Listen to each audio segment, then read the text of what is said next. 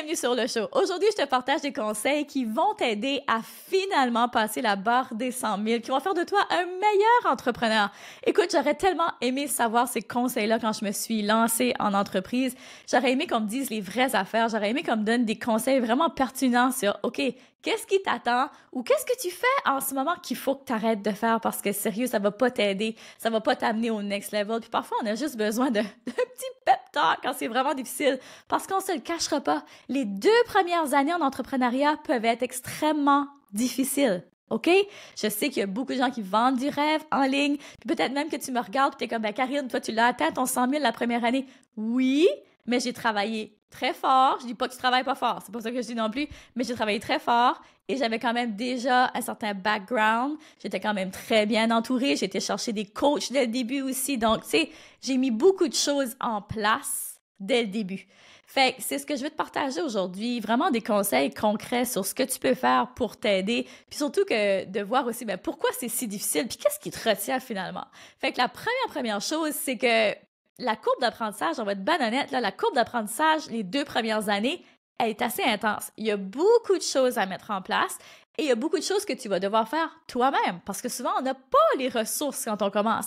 On peut pas embaucher un assistant tout de suite. On peut pas embaucher une gestionnaire des médias sociaux tout de suite. On peut pas embaucher une gestionnaire de podcast tout de suite. On peut pas faire ça au début. Puis là, je dis on peut pas. On peut toujours, mais est-ce que c'est intelligent d'aller sortir un autre salaire quand toi, tu as de la difficulté à avoir un salaire au début, à moins que ta business, genre, elle est déjà sur une pente ascendante puis tout va bien, OK, oui, pas de problème, vas-y. Mais là, je te parle que si en ce moment, tu te lances, tu as un peu de difficulté, puis tu n'as pas encore atteint ton 100 000, ça risque, oui, tu fais les choses vraiment difficiles, mais c'est vraiment là, déjà en entrée d'épisode, je vais te dire de t'accrocher si tu es au début, puis si en ce moment, tu trouves ça difficile parce que c'est normal que c'est difficile.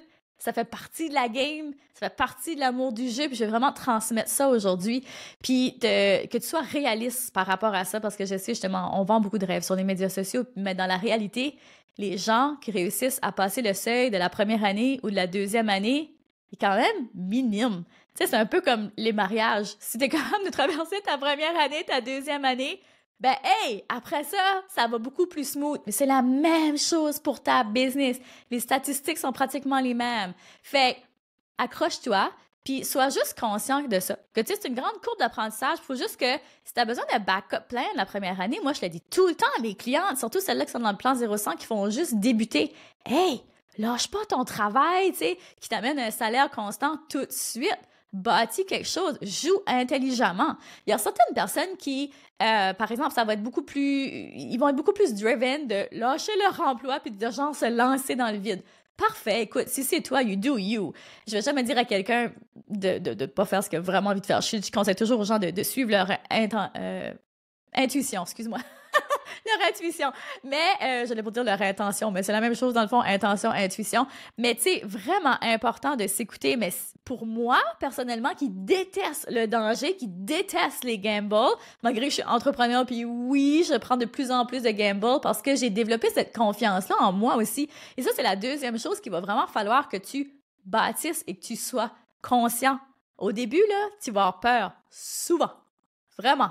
Tu vas douter de toi. Tu vas avoir le syndrome de l'imposteur peut-être dans le tapis. Il y a plein de choses qui vont remonter, mais c'est super important de l'adresser, puis de pas faire comme si que c'est pas là, puis de pas laisser ça non plus te décourager. Ça fait partie du processus. C'est quelque chose qu'il faut que tu regardes en pleine face, que tu journals dessus, le plus vite où tu vas aller travailler ces croyances limitantes-là, puis que tu vas les asseoir dans le siège passager. Souvent, je te parle de cette analogie-là, que ce soit ton stress, que ce soit tes peurs, peu importe. T'assois ça dans le siège passager et tu lui dis « You know what? On y va quand même. » Fait que ça, c'est la 2e chose, de vraiment prendre le temps de bâtir ce mindset-là. Tu sais, prends des formations, entoure-toi de coachs, entoure-toi de gens qui sont aidants. Parce que parfois, oui, c'est décourageant. Puis quand on est tout seul avec ces peurs-là, puis qu'on essaie justement de pas les voir ou qu'on les laisse nous envahir, on sent bloqué. Tu sais, c'est vraiment tough. Fait que ça, c'est quelque chose au début, dès le début, que t'es comme « OK, je vais sûrement... » Tu sais, c'est comme, maintenant tu t'en vas en voyage, puis là, tu sais qu'il va pleuvoir, amène-toi un raincoat, amène-toi un petit imperméable. Fait que déjà, tu as comme une protection en plus. Puis quand je parle d'imperméable, ça peut être justement un coach qui va être là pour te dire les vraies choses qui vont t'aider à remettre ton mindset back on track, ou que ce soit des gens, des pairs autour de toi, une amie en qui tu as confiance, que tu peux échanger, mais que tu n'es pas tout seul. L'entrepreneuriat, déjà, c'est quelque chose que souvent, moi-même, je ressens, et mes clientes aussi, où est-ce qu'on se sent seul déjà à la base. Des fois, on pense qu'on est les seuls qui se sentent comme ça, puis on est les seuls qui traversent ces défis-là, puis on est les seuls qui ont ces problèmes-là, puis c'est tellement pas vrai. Puis justement, de rejoindre des group coaching, moi, c'est quelque chose que je résistais énormément au début parce que je suis une introvertie. Puis dans les groupes, j'ai tendance à m'effacer ou à pas parler du tout. Mais ça a été une des choses qui m'a le plus aidée dans mon entreprise, c'est de juste être en relation avec d'autres personnes et juste les voir et juste les entendre, même si, honnêtement, de nature, je suis pas quelqu'un qui va passer son temps à lever sa main puis qui va poser des questions dans des group coaching, même aujourd'hui. Je suis comme ça de nature. Mais juste être présent dans le groupe, je bénéficie énormément du savoir des autres, des partages des autres, de voir que je ne suis pas seule à vivre comme ça. Je suis incroyablement chanceuse. Je suis mariée à un entrepreneur. C'est certain qu'on a beaucoup de conversations. Tu sais, je suis jamais seule. Mais reste que Dave et moi, on est différents. Homme, femme, tu sais, lui, il y a des choses comme le syndrome de l'imposteur. Dave, il l'a pas ressenti. Puis écoute, il parlera pour lui-même, mais il l'a pas ressenti autant que moi, je l'ai ressenti. Fait que, tu sais, il y a bien des choses qui sont différentes, qu'on n'a pas vécues pareil. Fait que, parfois, on se comprend pas, mais tu sais, c'est pas pareil que de partager, par exemple, avec d'autres femmes qui vivent la même chose que moi. Fait que ça, pour moi, ça a été énormément aidant. Puis, je sais pas si t'as écouté mes stories sur Instagram récemment, mais je partageais justement que je suis dans un group coaching. Ça va faire bientôt 1 an. Et j'ai pas levé la main une seule fois. J'ai pas posé une question une seule fois. Et je suis 100% satisfaite de mon investissement. 10 000 $ pour être dans ce coaching-là dans 1 an. Ou est-ce que j'ai pas posé une question? Ou est-ce que le coach m'a pas dit une seule fois, Karine, tu devrais faire ça dans ta business? Ou Karine, je trouve que jamais. Je suis une petite souris dans la masse de ce... Parce que c'est un coach qui est énormément populaire, c'est avec Dan Martel, donc il y a énormément de gens. Fait que jamais une fois, par exemple, j'ai eu un service plus personnalisé, mais par les enseignements. Puis je pense que ça aussi, ça vient avec le fait que le plus tu évolues en entrepreneuriat, le plus tu es confiant, puis le plus tu n'as pas nécessairement besoin de quelqu'un qui tient la main. Au début, j'avais plus besoin de ça, par exemple. Au début, j'avais plus besoin que quelqu'un ait les yeux sur mon entreprise parce que j'avais pas assez confiance en moi. Maintenant, tout ce que j'ai besoin, c'est de bénéficier de l'expertise, de savoir justement comment lui pense, comment est-ce qu'il gère certains défis.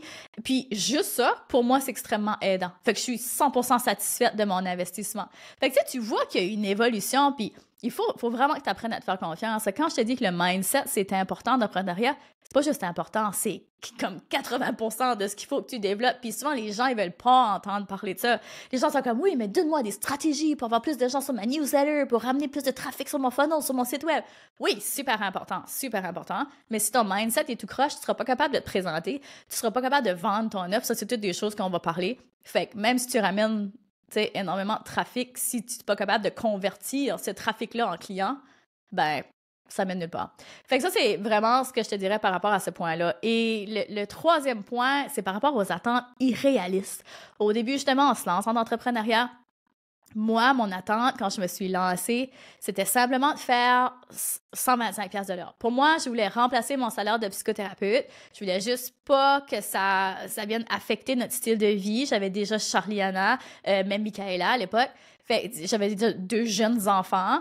Fait que je voulais pas que ça affecte notre style de vie. Pour moi, c'est très important, la sécurité. Je veux pas me retrouver dans une situation où je suis pas certaine d'être capable de mettre de la nourriture sur la table de mes enfants. Oublie ça. Là. Moi, je prendrai jamais ce risque-là. Je le dis toujours, s'il faut qu'un jour ma business plante pour whatever raison, j'aurai aucun problème à retourner travailler. J'ai confiance en moi assez. Puis je suis pas le type de personne, tu sais, par exemple, Dave, lui, oublie ça, il mourrait avant de retourner prendre un travail, OK? Lui, c'est vraiment un entrepreneur genre hardcore. Puis il y en a plusieurs aussi de mes clients là, qui sont comme ça. Ils sont comme, moi, je suis comme, jamais de la vie, je retournerais.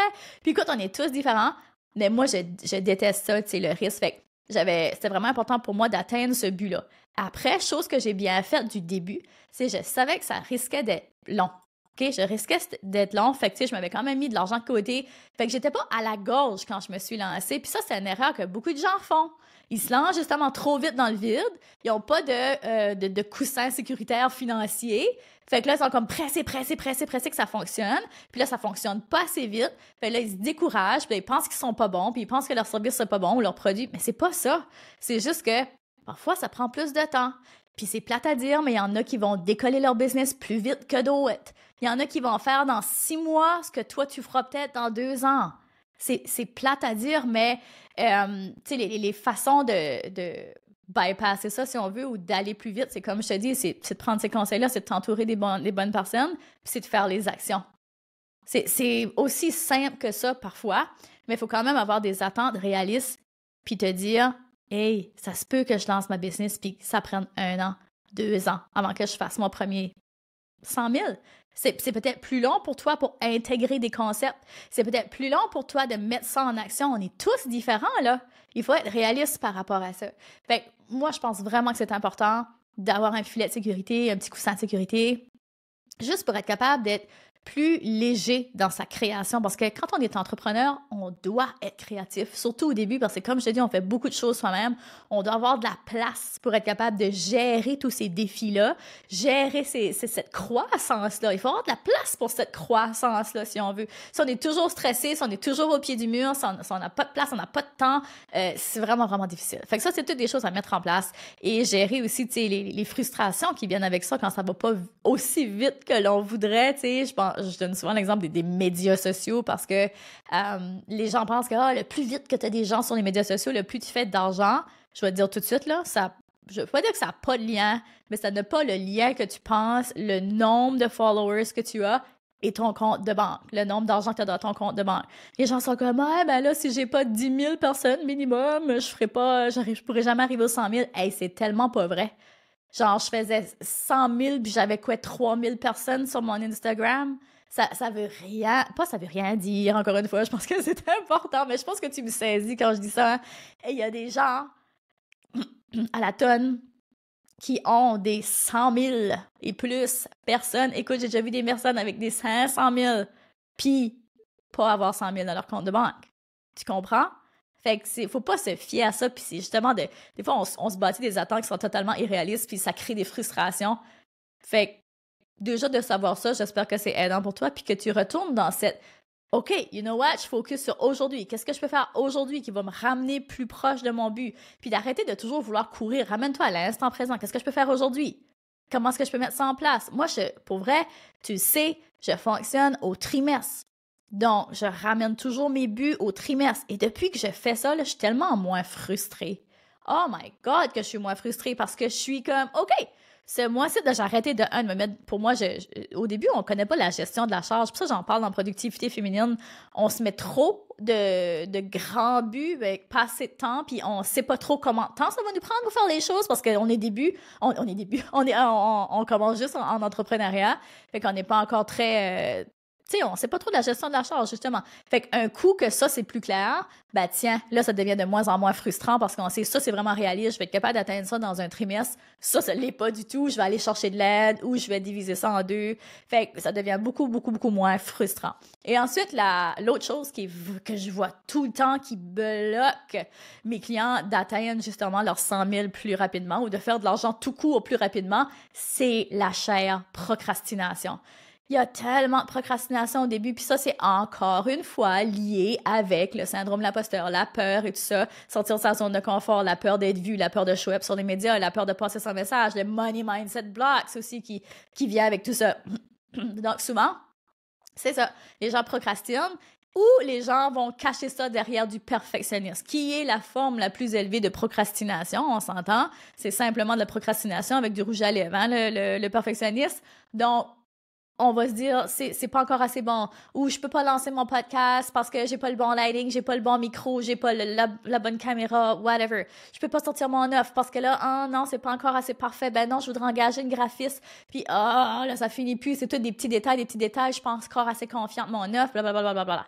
Lancez-vous le plus vite que vous pouvez parce que quand tu commences à coacher sur le terrain, tu vas apprendre 100 fois plus vite que en restant dans ta tête avec tes peurs. Tout le temps. C'est comme, let's go, va sur le terrain. Si justement, tu te sens pas à l'aise devant la caméra, go, ouvre ta caméra. Tu vas peut-être bégayer, tu vas peut-être avoir des blancs de mémoire, tu vas peut-être trouver que t'as pas de bon sens pendant tout, tu vas peut-être trop gesticuler, tu vas peut-être parler trop vite, tu vas peut-être parler pas assez vite, tu vas peut-être être gelé. On ne sait pas ce qui va arriver. Mais le plus tu vas te mettre dans cet état-là, si on veut, le plus tu vas te mettre devant la caméra, puis tu vas te mettre dans cet état de « je sors de ma zone de confort », ben le plus tu vas voir des résultats rapidement, puis le plus tu vas être capable d'avancer. Puis il y a une citation qui dit en anglais... je sais plus exactement c'est quoi, mais le plus tu fais des erreurs, le plus vite, justement, tu pars du feedback, puis le plus vite tu peux te remettre sur tes pieds, puis le plus vite tu peux avancer. Dans le fond, c'est ça que ça veut dire, la citation. Puis c'est ça, c'est vraiment ça. Puis moi, ça m'a pris du temps, ça, à le comprendre. Pour vrai, j'étais paralysée par ma peur de show up, par exemple, devant la caméra. Donc, juste l'idée de faire un live, ça me rendait hyper anxieux. J'avais de la difficulté à dormir, ça me rendait quasiment malade. Et c'est ridicule maintenant que j'y pense. L'ampleur que ça prenait dans ma tête, dans mon corps, dans ma vie. Même chose pour des conférences. Fait que si t'es pas capable de passer ton message comme moi à ce moment-là, ben faut pas être étonné qu'il y a pas beaucoup de gens qui te connaissent puis qui savent ce que tu fais.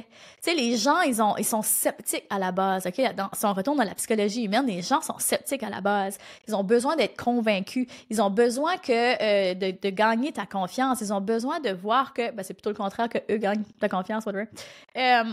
Mais il faut persévérer. Il faut parler de son offre. Il faut show up. Il faut laisser la chance que les gens te connaissent si tu veux qu'ils te fassent confiance.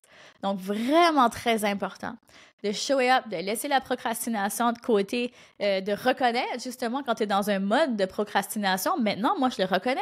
Puis, comme je te dis, à chaque palier, il va toujours avoir comme des nouveaux patterns qui arrivent ou des nouvelles croyances que t'as intégrées, que parfois tu n'as même pas réalisées. Puis là, tu es comme, OK, maintenant, c'est ça ma forme de procrastination. Avant ça, c'était autre chose, maintenant, c'est autre chose. C'est de toujours reconnaître ça parce qu'on est en constante évolution. Fait que moi, ces petits travails-là, là, pense pas que je suis ici à donner des conseils puis que je fais pas ça, là. Non, moi aussi, je me reconnais. Moi aussi, des fois, je tombe dans mon perfectionniste, dans ma procrastination, mais beaucoup moins qu'avant. Beaucoup moins qu'avant. Avant, c'était peut-être genre 60 fois par journée.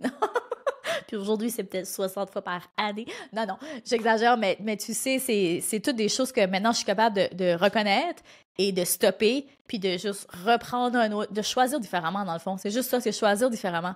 Fait que de mettre ça en lumière, puis de te sortir de ça quand tu réalises que, OK, bon, là, je suis dans mon perfectionniste, là, je suis en train de chercher tous des petits détails qui, à la fin, honnêtement, pour le résultat que ça va donner, tout le temps que tu as perdu, à mettre là-dessus, est-ce que ça va vraiment valoir la peine? Probablement même pas. Fait que pense en termes d'entrepreneur, comme mets ton chapeau d'entrepreneur, c'est pas un hobby, là. C'est comme, ça va-tu valoir la peine, ça, à la fin? Si je passe, genre, 70 heures sur un lead magnet que je donne gratuit qui me ramène 14 personnes, commence à penser, tu charges combien de l'heure? Ça valait-tu la peine? Non. Bon, ben arrête de niaiser sur ton lead magnet, puis go. Tu sais, c'est un exemple, là. Mais des fois, c'est ça pareil, là. Il y a des affaires qui sont... Tu sais, des épisodes de podcast qui te prennent 4 heures pour un épisode de 15-20 minutes. Sérieux? Il faut trouver d'autres façons de fonctionner, là. Puis c'est pas parce qu'il n'y a pas des outils gratuits pour t'aider. Fait que c'est de revoir, OK, où est-ce que je perds mon temps? Où est-ce que je procrastine? Où est-ce que je suis dans mon perfectionnisme? Comment est-ce que je peux changer ça? Parce que le temps, c'est de l'argent. Le temps, c'est de l'argent. Ensuite, la dernière chose, justement, encore par rapport à l'argent, c'est le money mindset. Ça, pour moi aussi, ça a été un énorme blocage dès le début parce que je me disais que déjà 125 de l'heure dans le temps que j'étais psychothérapeute, c'était payé cher.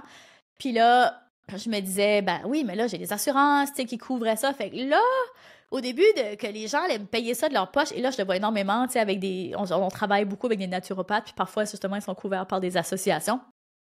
Mais bon, éventuellement, plusieurs d'elles veulent sortir de ça puis, tu sais, créer leur propre affaire et tout ça.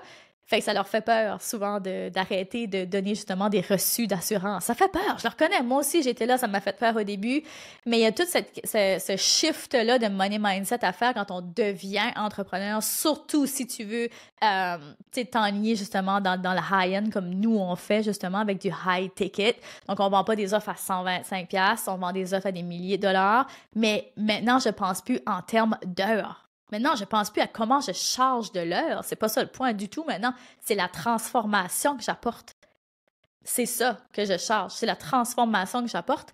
Et là, maintenant, ça enlève beaucoup, beaucoup de blocages. Mais il a fallu que je travaille ça. Il a fallu que je travaille sur ma valeur, ma perception de la valeur, ma perception de l'argent, qu'est-ce qu'est l'argent.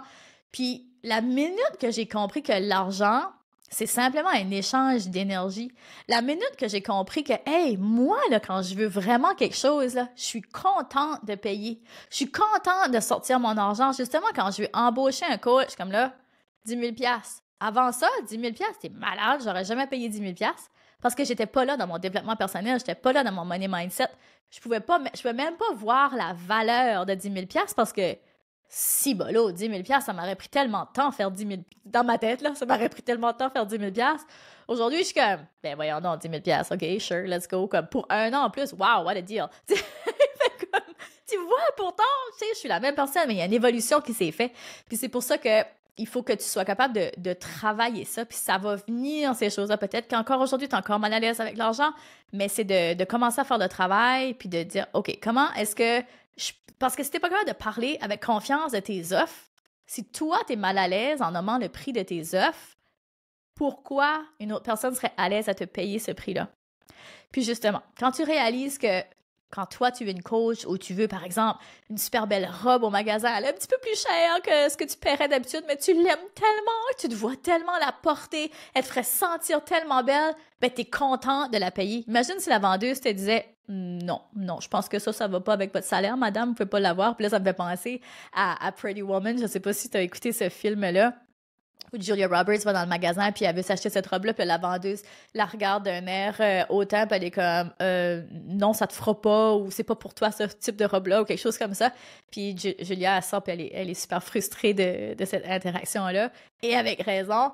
Fait que ne juge jamais le portefeuille de ton client. Et ça, c'est quelque chose que moi, je faisais aussi au début. Tu sais, je me disais, ben, je peux pas changer ce prix-là parce que, tu sais, je suis la personne, tu sais, peut-être qu'elle pourra pas payer ça. Puis c'était intéressant parce que j'avais une conversation avec une amie récemment qui me disait, tu sais, moi, elle me disait justement, Karine, ça n'a pas de bon sens, tes prix, il faut que tu charges encore plus cher. Puis je suis comme, non, moi, je trouve que c'est des bons prix, mais en tout cas, elle, la valeur qu'elle voyait et tout ça. Puis elle dit, tu sais, moi, quand j'ai commencé, le premier programme, c'est un programme de développement personnel qu'elle avait investi dedans. Elle dit, j'avais pas un sou, j'étais dans les dettes. Puis il a fallu que j'aille emprunter pour faire cette formation-là. Imagine, tu es dans les dettes, tu vas emprunter pour faire une formation de développement personnel. OK? Fait que j'étais comme, wow! Puis elle dit, ça a été la plus belle chose que j'ai pu faire parce que ça a été le premier palier vers où je suis aujourd'hui. Aujourd'hui, c'est une entrepreneur, tu sais, qui fait dans les 500 000 par année, aucun problème, mais elle a commencé là. Elle a commencé là. Puis ça a été son premier breakthrough, ça a été son premier palier, justement. Fait que juge pas le portefeuille de tes clients. Juge pas ce qu'ils ont besoin à ce moment-ci de leur vie. Toi, il faut juste que tu focuses sur la valeur que tu offres, puis que le montant que tu demandes, ben ça justifie, tu sais, ça justifie la transformation que tu apportes. Puis moi, j'ai toujours, le prix que tu fixes, ça devrait valoir 3 fois ça. 3 fois ça. Moi, je suis convaincue que le prix que je charge pour les formations qu'on offre dans l'académie, les gens peuvent avoir facilement 3 fois leur investissement. Facilement. Puis quand tu es aussi convaincu que ça, ben ça devient vraiment facile. Puis que tu l'as vu, nous on l'a vu à maintes reprises aussi que ça fonctionne. C'est certain que quand tu commences, tu n'as peut-être pas encore cette confirmation-là que ça vaut ça. Fait que moi, j'ai toujours aussi au début, par exemple, à celles qui sont dans le plan 0-100, écoute, charge un peu moins cher que ce que tu penses que ça vaut, si ça peut te mettre à l'aise. Fait que comme ça, valide ta méthodologie, parce que c'est très important de valider sa méthodologie, là. On commence pas à vendre des programmes de coaching, mais on n'est pas trop sûr si ça marche, là. Puis on n'est pas trop sûr si les gens vont avoir un retour sur investissement. Non, faut manger ses croûtes, là. Fait que quand tu commences, c'est comme, OK, ben commence plus bas. Quand j'ai commencé, mon programme de coaching de 8 semaines se vendait 1400. Dans le milieu du coaching, 1400, c'est vraiment pas cher. Puis j'ai commencé comme ça parce que j'avais pas la confiance, puis c'était juste comme un petit stretch de plus que... Moi, j'ai poussé un petit peu la machine. Moi, j'ai pas été... j'ai été moins quand même, mais j'ai poussé pour mon confort personnel à moi. 1400 $ pour moi, c'était énormément beaucoup d'argent, puis j'étais comme... OK, on va voir si ça fonctionne, puis tu sais, si je peux amener comme des résultats à ça, à mes clients, comme, OK, là, on verra si on augmente. Puis il n'y a pas de règle, hein? Après, si tu vois que ça fonctionne, écoute, moi, j'ai eu des résultats 100%. Toutes mes clientes m'ont dit, mais c'est fou le prix que tu charges, comme sérieux, tripe-moi ces prix-là, ça n'a pas de bon sens, comme j'ai déjà pris des coachings à 5 000, à 8 000, puis ça valait pas ça, puis j'étais comme, OK, ça a renforcé ma confiance, justement, d'avoir des feedbacks, ça va être la même chose pour toi, puis si le feedback est négatif, ça se peut que c'est positif, ça se peut que c'est négatif, mais si c'est négatif, fais juste travailler et pas peur des feedbacks négatifs, ça c'est une chose aussi, oui, j'ai été peut-être chanceuse puis je pense pas, là, je pense que c'était aussi faut prendre, tu sais, comme le crédit qui revient avec, dans le sens que j'avais fait beaucoup de travail en amont avant j'étais pas de beginner coach, si on veut. Fait tu sais, au début, on a peur de se lancer parce qu'on se dit « qu'est-ce qui arrive si c'est pas bon ce que j'ai à offrir ou ça emmène pas les résultats que je voudrais que ça emmène? » Faut commencer quelque part. Ayez confiance. Puis moi, c'est vous ce que je m'étais dit quand j'ai justement commencé ce programme de coaching-là. Je me suis dit, si j'arrive pas à emmener les résultats que ma cliente a veut, si je peux pas l'emmener où est-ce que je veux, parce que moi, la promesse, c'était comme de monter leur programme signature quand j'ai commencé. Je vais juste leur aider à monter un programme signature. Beaucoup de gens savent pas comment faire ça. J'étais comme, moi, c'est ça ma promesse. Si je peux pas t'amener là, moi, je m'étais dit, sais-tu quoi? Je travaillerai plus longtemps gratuitement pour cette personne-là. Donc, je vais charger 1 400$ pour 8 sessions. Puis si j'arrive pas au bout des 8 sessions, si on n'arrive pas ensemble, puis qu'elle, elle a pas réussi à monter son programme signature, pas de problème, je lui donnerai plus de sessions gratuites. Puis sais-tu quoi? Le 3/4 de mes clientes, après 6 sessions, 7 sessions, puis encore le 3/4 du temps, c'est plus 6 sessions, elles avaient tous créé leur offre signature puis déjà commencé à la vendre. Fait des fois, c'est des peurs qu'on a dans notre tête, puis on est comme, je pense, puis on sait pas. Justement, va sur le terrain, commence à coacher. Le plus vite tu vas te mettre en action, le plus vite tu pourras rectifier ce qui va peut-être moins bien ou que tu as besoin de rectifier. Puis le plus vite, justement, tu pourras passer au prochain palier. Fait que c'est toutes des choses à mettre en place. Donc, j'espère que ça a été aidant, cet épisode-là. J'espère que tu vas mettre les choses en pratique. Il y a une formation de Money Mindset qui s'en vient, la même que j'ai donnée l'an passé, celle qui a été hyper populaire, Shift. Tu l'as sûrement reconnu, c'est dans mon univers. Donc, Shift s'en vient à nouveau. Ça devrait être au mois de mai. Je te révèle les dates sous peu. Donc, si ça t'intéresse, viens tout de suite te greffer dans mon univers, que ce soit sur Instagram ou sur ma newsletter, et je t'envoie tous les détails avant les autres. Donc, un gros merci d'avoir été là. J'espère que ça a été aidant. Si oui, partage cet épisode. Et sur ce, on se retrouve la semaine prochaine. Donc, continue de briller et de prendre de l'attitude, car le monde a besoin de ce don spécial que seulement toi détiens. Vous venez d'écouter le podcast Altitude. Pour ne rien manquer des prochains épisodes, abonnez-vous au podcast et cliquez sur le 5 étoiles. Vous pouvez aussi consulter nos outils gratuits créés pour vous au www.podcastaltitude.com. Merci d'avoir été là et à très bientôt dans le prochain épisode Femmes d'Altitude.